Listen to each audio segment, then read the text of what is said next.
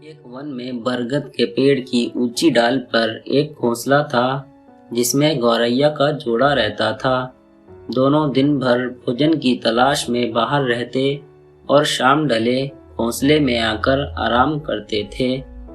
दोनों खुशी खुशी अपना जीवन यापन कर रहे थे। मौसम आने पर गौरैया ने अंडे दिए।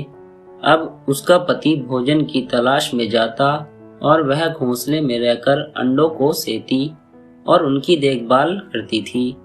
वे दोनों बेसब्री से अंडों में से अपने बच्चों के बाहर निकलने की प्रतीक्षा कर रहे थे। एक दिन रोज की तरह गौरैया का पति भोजन की तलाश में गया हुआ था और गौरैया घोंसले में अंडों को से रही थी।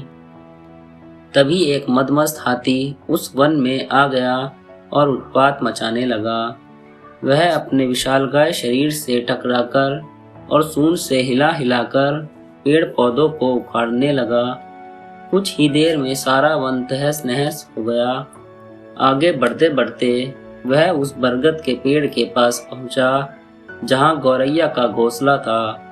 वह जोर जोर से पेड़ को हिलाने लगा, लेकिन बरगद का पेड़ मजबूत था। हाथी उसे गिरा नहीं पाया, लेकिन इन सब में गौरैया का घोंसला टूटकर नीचे गिर पड़ा और उसके सारे अंडे फूट गए। अपने बच्चों की मृत्यु पर गौरैया विलाप करने लगी। जब उसका पति वापस लौटा तो गौरैया ने रोते रोते उसे हाथी की करतूत के बारे में बताया। वह भी बहुत दुखी हुआ।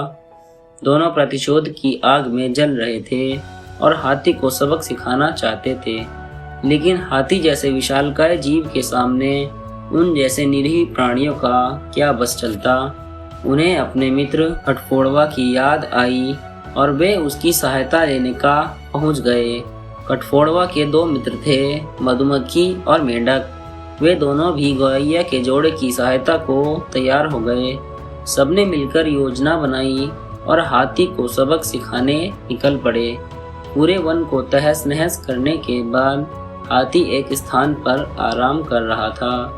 उसे देख योजना अनुसार मधुमक्खी ने उनके कान में अपनी स्वलहरी छोड़ दी। हाथी स्वलहरी में डूबने लगा ही था कि कठफोड़वा ने उसकी दोनों आंखें फोड़ दी। हाथी दर्द से चीख उठा। इधर हाथी के अंधे होते ही कुछ दूरी पर मेंढक टर टर करने लगा। मेंढक के टर्राने की आवाज सुनकर हाथी ने सोचा कि अवश्य ही कुछ दूरी पर तालाब है। वह मेंढक की आवाज की दिशा में बढ़ने लगा। योजना अनुसार मेंढक एक दलदल के किनारे बैठा टर्रा रहा था। हाथी तालाब समझकर दलदल में जा घुसा और फंस गया। दलदल से निकलने का भरसक प्रयास करने के बाद भी वह सफल न हो सका और उसमें धंसता चला गया। कुछ ही देर में वह दलदल में समा गया और मर गया। इस तरह जैसे गौरैया ने अपने मित्रों की सहायता से हाथी से अपने बच्चों की मौत का प्रतिशोध ले लिया। सीख: एकजुटता में बड़ी शक्ति होती है। एकजुट कार्य करने पर कमजोर से कमजोर व्यक्ति भी बड़ा सा बड़ा कार्य संपन्न कर सकता है। दोस्तों, कहानी पसंद आई हो तो कहानी को लाइक और चैनल को सब्सक्राइब जरूर करें। मिलते हैं किसी नए अध्याय में।